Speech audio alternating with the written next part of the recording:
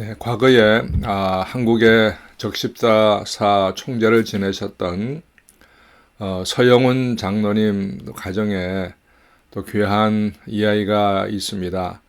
그 증조 할머니가 시집 올 때 이야기인데 이런 에피소드가 있었습니다.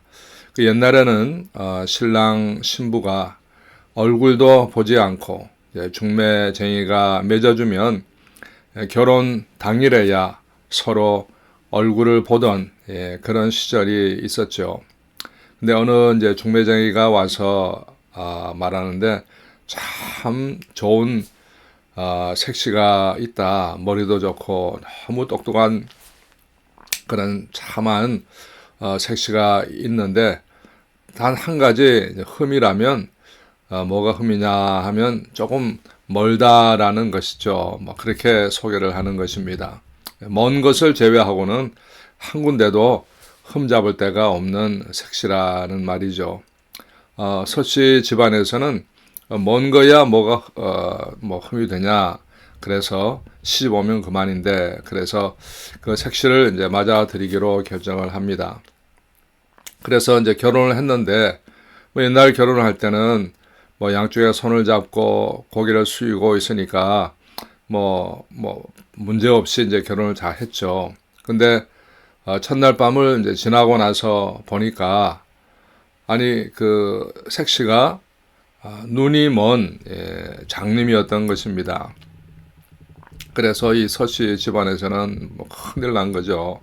이제 눈이 먼 이제 며느리가 돌아왔으니까 이걸 어떡하냐. 그래서 중매쟁이를 불러놓고 막 이제 엄청 따졌습니다. 왜 장님을 데리고 와서 속이냐 막 그렇게 따진 거죠. 그러니까 그 중매했던 사람이 말하기를 내가 왜 언제 속였냐. 다 좋은데 한 가지 흠은 먼 것이 흠이라 했지 않냐. 그랬더니 아니 당신들이 먼 게 무슨 흠이 되냐. 그래서 시보게 한 게 아니냐. 오히려 뭐 적반하장으로 큰 소리를 치더라는 것입니다. 요즘 같으면 뭐 당장 파혼이다, 뭐 무효다 이렇게 하겠지만 옛날에는 한번 이제 그렇게 결혼을 하면 뭐 끝까지 살아야 되는 게 그 옛날 또 일이죠. 그래서 이 눈 먼 색시가 서씨 집안에 시집을 오게 된 것입니다. 이분이 바로 서양훈 장로님의 증조 할머니인 것이죠. 그런데 이 할머니가 정말 복덩어리였습니다. 눈이 먼 것을 제외하고는 얼마나 지혜롭고 총명한지 그 자녀들이 다 잘 되고 그래서 이 달성 서씨가 전국에서 아주 유명한 가문이 되는 거죠. 서양훈 장로님도 국회의원도 하시고 적십자사 총재가 되어서 세계적인 그 인물이 되는 것이죠. 서씨 집안에서는 장님을 며느리로 맞아들이고 처음에는 뭐 집안에 망조가 들었다 뭐 그렇게 생각했을지 모르지만 이분의 지혜와 사랑이 이 서씨 집안을 더 빛나게 만들어 준 것이죠. 눈 먼 장님으로 시집을 왔으니까 그 시집살이가 얼마나 고달프고 힘들었겠습니까? 우리의 상상을 초월하는 뭐 무시당하고 어려움을 뭐 엄청 당했겠죠. 그 어려운 환경을 이 증조 할머니는 믿음과 사랑으로 극복하고 큰 집안으로 만들어 간 것이죠. 이처럼 집안을 이렇게 살리는 사람이 있는가 하면 또 정말 집안을 어렵게 만드는 그런 사람도 있는 것을 보게 됩니다.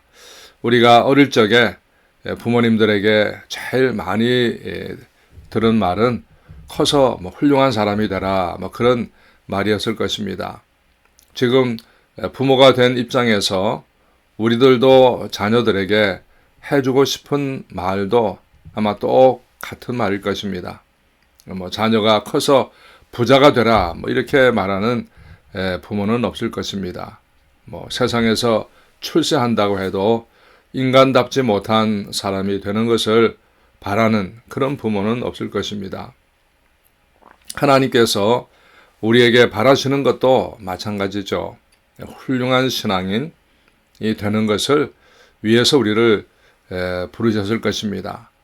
하나님의 아들을 십자가에서 그렇게 처참하게 고통 속에서 죽음의 희생을 하시면서까지 큰 사랑을 베푸셨는데 우리에게 원하시는 것은 구원만을 위한 것은 아닐 것입니다. 우리가 구원받은 하나님의 자녀가 됨과 동시에 훌륭한 또 신앙인이 되기를 원하는 것이 하나님의 마음인 것이죠. 올림픽에 나가는 선수가 참가하는 데만 의미를 두는 선수는 없을 것입니다. 다 상을 받기를 원하고 가는 것이죠. 우리가 구원에 참가하는 것만이 구원의 의미는 아니죠. 하나님은 우리가 구원을 받을 뿐만 아니라 하나님의 칭찬을 받고 상을 받을 수 있는 그 영광의 자리에까지 가기를 원하시는 것입니다. 하나님의 선택에 대해서 로마서 말씀은 이렇게 말씀하고 있습니다. 로마서 8장에 보면 또 미리 정하신 그들을 또한 부르시고 부르신 그들을 또한 의롭다 하시고 의롭다 하신 그들을 또한 영화롭게 하셨느니라 그렇게 말씀합니다. 하나님께서 우리를 선택하시고 부르심의 그 최종의 목적은 영화롭게 되는 것이죠. 의로워지는 것은 시작이고 최종 목적지는 영화롭게 되는 것입니다. 영화롭게 된다는 것은 영광스러운 사람이 되는 것이죠. 물론 우리가 이 세상을 떠나서 하나님의 나라에 가면 모두가 다 영화롭게 됩니다. 그렇지만 하나님은 우리가 이 세상에 살아가면서도 정말 훌륭한 삶, 영광스러운 삶을 살기를 원하시는 것입니다. 영광스러운 신앙인은 어떤 사람이겠습니까? 편안하고 문제가 없는 그런 삶을 얘기하는 건 아닐 것입니다. 또 우리가 세상에서 꼭 성공한 사람이 되어야 하는 것도 아닐 것입니다. 영광스러운 신앙인은 험한 이 세상에서 고난 속에서도 그리스도인의 자세를 잃지 않는 사람입니다. 자신의 사명을 끝까지 감당하는 사람입니다. 세상에서 출세, 성공하지 못해도 묵묵히 하나님께서 자신에게 맡긴 일을 끝까지 하면서 살아가는 그런 사람입니다. 우리가 골목에 보면 가로등이 있잖아요. 어두운 밤거리를 말없이 비추고 있는, 또 파괴 가도 골목골목에 가로등이 서 있습니다. 그 자리에 서서 자신의 주변을 비치는 가로등처럼 하나님께서 우리에게 주신 우리의 사명이 그런 것이죠. 세상에서 출세는 못한다고 할지라도, 사람들이 알아주는 성공은 못한다 할지라도 적어도 내가 살고 있는 나의 가정, 내 삶의 주변은 비칠 수 있는, 인정받을 수 있는 그런 사람이 되어야 하지 않겠습니까? 적어도 내 몸에서 난 나의 자녀들에게는 인정을 받아야 하지 않겠습니까? 세상에서 아무리 출세하고 성공을 해도 가족들에게 인정을 받지 못한다면 하나님 앞에서는 영광스러운 삶이 되지 못할 것입니다. 하나님의 마음에 합한 사람이 되려면 우선은 나의 삶의 터전에서, 가장 기초적인 가정에서 영광스러운 삶이 되어야 됩니다. 그런데 사실 이 가장 기본적인 이것이 참 쉽지가 않은 것을 우리가 보게 됩니다. 가정만을 놓고 본다면 우리가 제일 또 부러워하는 이 다윗이라는 사람, 이 다윗은 사실 가정에서는 실패한 사람이죠. 자식들이 서로 죽이고 자식이 아버지를 죽이려고 하는 정말 이 콩가루 집안 같은 그런 집안이었습니다. 그것은 다윗의 그 한 번의 실수가 그렇게 만든 것입니다. 자신의 충성스러운 부하 우리아의 아내를 빼앗고 또 그를 전쟁 일선에 내세워서 죽게 만든 이것 때문에 하나님께서는 그 잘못에 대한 대가를 치르게 하신 것이죠. 그 한 번의 뼈아픈 실수가 평생을 고통스럽게 만든 것입니다. 우리가 잘못을 선택하고 또 잘못을 하게 되면 그 열매는 이 땅을 살아가는 날 동안 늘 그 고통을 우리가 받게 되는 것이죠. 우리는 미국 이민을 선택한 사람들입니다. 우리가 미국에서 사는 동안에는 미국에서 일어나는 모든 일에 영향을 받게 되는 거죠. 왜냐하면 이 나라에 살고 있으니까 이 나라에서 일어나는 모든 일, 또 이 시대에서 일어나는 모든 일을 우리가 직접 간접으로 영향을 받게 됩니다. 이 다윗도 한 번의 그 뼈아픈 정말 실수였지만 그 실수는 너무나 큰 실수였습니다. 그리고 그 실수의 대가는 너무 아팠습니다. 그 실수로 인해서 다윗의 가정은 정말 콩가루 가정이 되어버렸지만 그러나 다윗은 처절하게 회개하게 됩니다. 하나님의 용서를 구합니다. 그리고 하나님께서도 용서를 해 주십니다. 그렇지만 그 잘못한 그 일의 그 아픔, 그 상처는 계속해서 다윗을 괴롭히게 되는 것이죠. 다윗은 자신의 잘못에 대해서 정말 뼈아픈 고통을 받았지만 그 이후에는 다시는 잘못을 하지 않았다라고 성경은 기록을 하고 있습니다. 하나님은 이 다윗과 약속하신 것을 이루셨습니다. 북쪽의 이스라엘 왕국은 19명이 왕이 있었지만 모두 악한 왕이고 남쪽 유다는 20명의 왕들이 있었지만 중간중간에 선한 왕들이 있어서 하나님께서 다윗에게 약속하신 그리고 마지막에 예수 그리스도가 탄생하는 그 은혜를 입게 해 주셨습니다. 우리가 이 다윗의 이야기와 구약의 왕들의 이야기를 보게 되면 하나님께서 하신 약속 그리고 우리가 인간의 이 땅에 살아가면서 행함에 대한 대가 이런 것들을 우리가 실질적으로 볼 수가 있습니다. 다윗은 이새라는 사람의 막내 아들이었습니다. 이새는 베들레헴에서 살고 있는 평범한 사람이죠.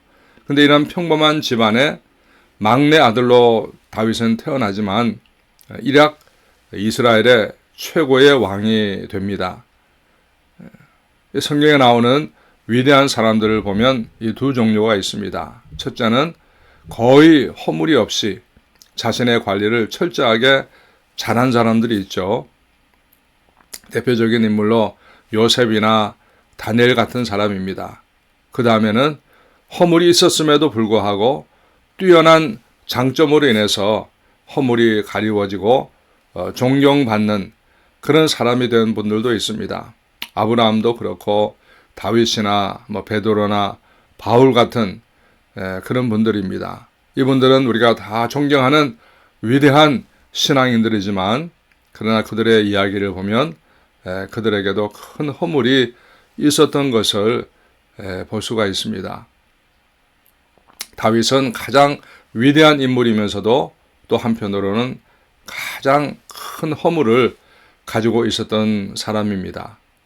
다윗은 정말 살인죄에다가 간음죄에다가 이런 큰 죄를 지었음에도 불구하고 하나님께서 이 다윗에게 은혜를 주셔서 구원을 해 주시게 됩니다. 예수님이 태어나게 만들어 주시고 다윗을 정말 위대한 하나님의 사람으로 이렇게 사용을 하셨습니다. 오늘 성경 말씀에 보면 이렇게 기록하죠. 내가 이새의 아들 다윗을 만나니 저는 내 마음에 합한 사람이다. 사람의 마음에 합하기도, 마음에 들기도 어려운데 하나님의 마음에 든다는 것이 얼마나 어려운 일이겠습니까? 우리가 주변의 사람들 보더라도 우리 인간적인 눈에도 정말 마음에 합한 그런 사람을 찾기가 정말 어려울 것입니다. 이 사람은 이래서 마음에 안 들고, 저 사람은 또 저래서 마음에 안 들고, 또 자기 몸에서 난 자식이라 할지라도 또 마음에 안 드는 부분들이 있습니다. 뿐만 아니라 자기 자신은 어떻습니까? 우리가 우리 자신을 보더라도 정말 마음에 안 드는 부분들이 우리에게 너무나 많지 않습니까? 거울을 보시면 여러분들의 얼굴에 감탄하면서 야, 정말 멋진 얼굴이야. 스스로 그렇게 생각하시는 분들은 착각하시는 분들 외에는 없을 것입니다. 여자분들이 왜 매일같이 화장을 합니까?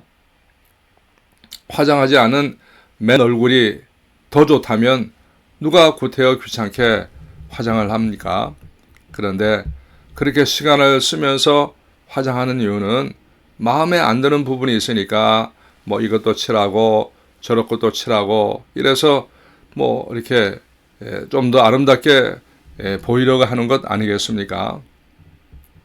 우리가 스스로 우리 자신도 마음에 안 드는 부분이 많습니다. 그런데 하나님의 눈에 들고 하나님의 마음에 든다는 것은 이 얼마나 어려운 일이겠습니까?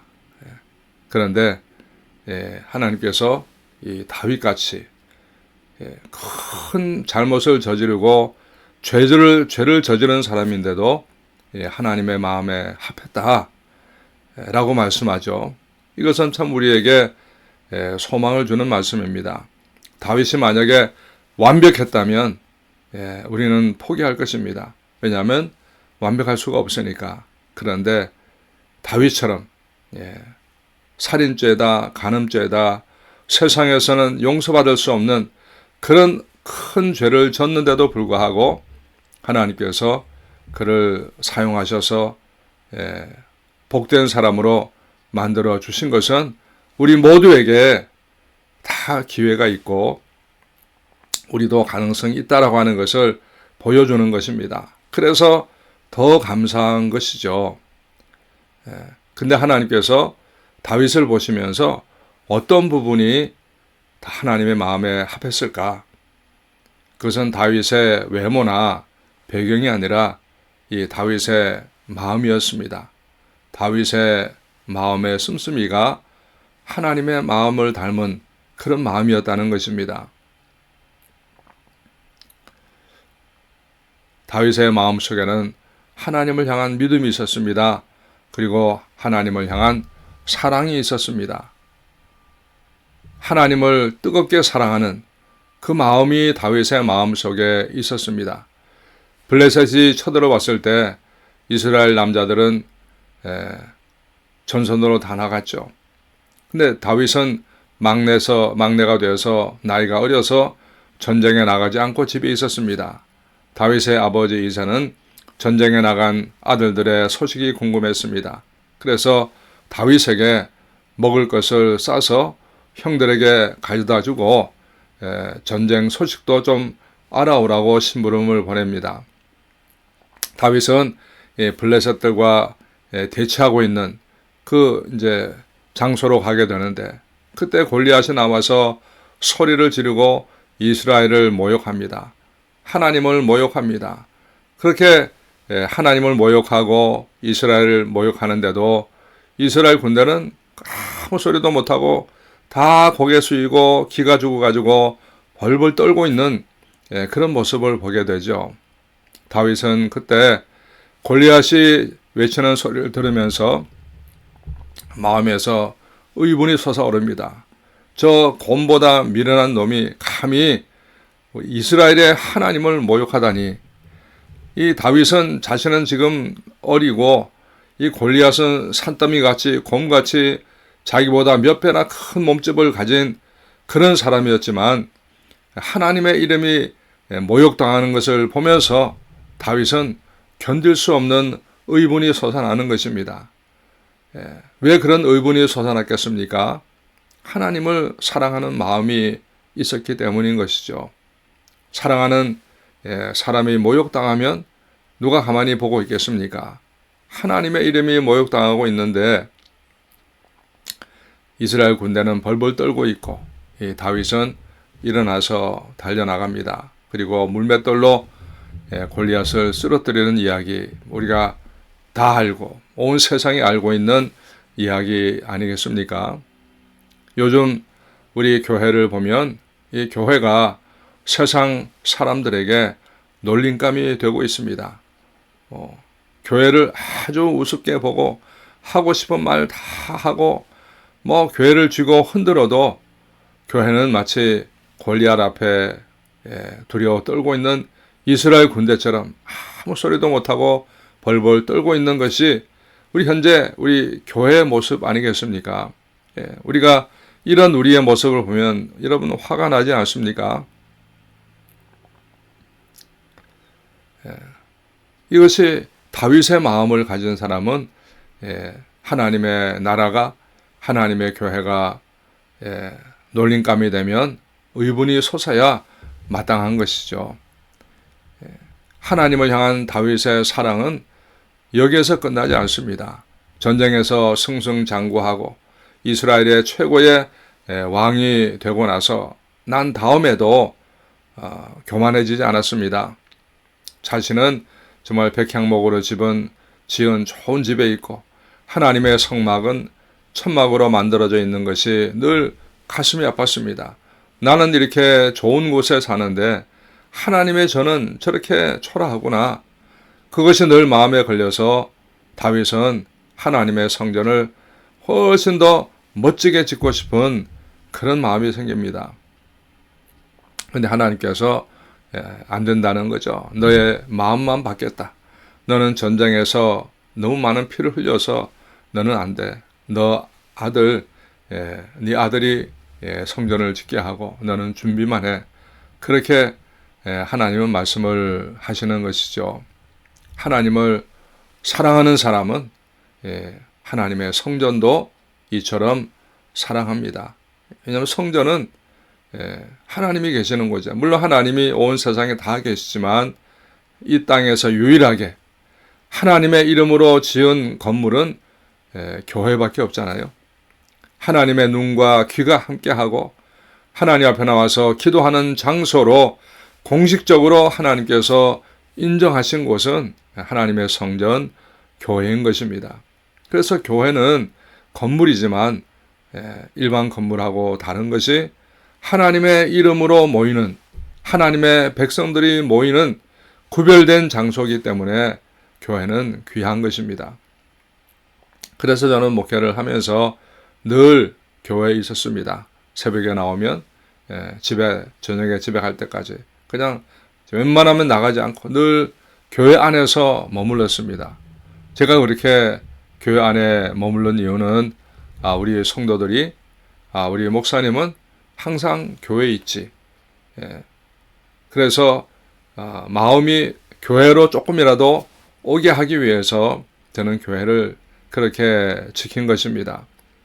그리고 언제든지 교회 가면 목사님도 있고 만날 사람이 있다 하는 것을 생각할 수 있게 만드는 것이 이 또 보이지 않는 또 큰 중요한 교훈이 되기도 하는 것이죠. 가정이 왜 좋습니까? 나를 기다려주는 사람들이 있는 곳이기 때문에 그렇죠. 나의 모든 허물을 그대로 받아줄 수 있는 사랑의 사람들이 있는 곳이 가정이기 때문에 그래서 가정이 좋은 것 아니겠습니까? 부모의 가장 중요한 역할은 기다리는 역할입니다. 언제나 만날 수 있는 사람, 그것이 부모의 가장 중요한 역할이죠. 그것이 가정인 것이죠. 그런데 요즘 사람들은 이것의 중요성을 잘 모릅니다. 능력 위주로, 일 위주로 생각을 합니다. 나를 기다리고 반겨주는 사람이 있는 곳이 가정이다라는 것을 생각을 잘 하지 않습니다. 이것이 정말 중요한 거죠. 일보다도 어떤 것보다 중요한 것이 바로 이런 부분인데, 눈에 보이지 않는 이런 부분이 더 중요한데, 요즘 현대는 이런 것들을 무시하는 것이 참으로 안타깝습니다. 교회는 가정입니다. 그리고 목회자의 가장 중요한 역할은 기다리는 것이죠. 항상 그 자리를 지키는 것입니다. 보이지 않는 교훈이고 보이지 않는 설교이기도 합니다. 성도님들이 언제든지 만날 수 있는 사람, 언제든지 나를 기다려주는 사람, 바로 그것이 목회자요 또 교회인 것이죠. 설교만 잘하고 설교만으로 성도를 가르치는 거 아닙니다. 보이지 않는 가르침, 보여주는 것, 이것이 어떤 설교보다 더 중요한 그런 역할인 것입니다. 오늘날은 사역을 너무 중요하게 생각하고 능력 위주로, 성과 위주로 하다 보니까 이런 보이지 않는 가치의 중요성을 잊어버리고 있는 것이 정말 안타까운 일입니다. 다윗에게는 정말 보이지 않는 하나님에 대한 정말 뜨거운 사랑이 있었습니다. 그 사랑으로 하나님을 섬기고 하나님 앞에 나아가고 그 마음이 하나님의 마음에 합한 사람이 될 수 있게 만들어 준 것이죠. 애덤스라는 사람이 쓴 책이 있는데 질문의 기술이라는 책이 있습니다. 이분은 이 책에서 이렇게 말합니다. 사람들은 세상을 살아가면서 두 가지 관점으로 세상을 본다는 것입니다. 하나는 심판자의 관점으로 세상과 사람을 보는 사람이 있고, 또 하나는 학습자의 눈으로 세상을 보는 사람이 있다. 그렇게 표현을 하고 있습니다. 심판의 눈으로 보는 사람은 항상 지적하고 정죄하고 판단하는 것이죠. 그러나 학습자의 눈으로 보는 사람은 배우려고 하는 사람. 그래서 자신이 성장하려고 배우려고 하는 사람이 있다는 것이죠. 다윗은 그런 사람이었습니다. 심판자의 눈으로 세상을 보는 사람이 아니라 학습자의 눈으로 배우려고 하는 사람, 하나님을 바라보는 사람, 그런 눈으로, 그런 마음으로 살아갔던 사람이었습니다. 우리는 하나님의 사랑을 생각하면서 하나님의 마음에 합한 사람이 되려고 노력하는 것이 중요하죠. 하나님의 마음에 합하기만 하면 다 되는 거죠. 하나님께서 다윗을 붙잡으셔서 다윗의 삶을 축복하시고, 그렇게 큰 죄와 허물이 있었음에도 불구하고 하나님은 그것을 가리워 주시고 더 좋은 것으로 다윗을 사용하셔서 위대한 왕이 되게 하셨습니다. 우리에게도 똑같이 하나님은 기회를 주십니다. 하나님의 마음에 합한 사람, 하나님의 마음을 가진 그런 사람들이 되셔서 우리 하나님께서 기뻐하시는 삶, 하나님이 축복하는 삶, 그런 삶이 될 수 있기를 축원합니다. 같이 한번 기도하겠습니다.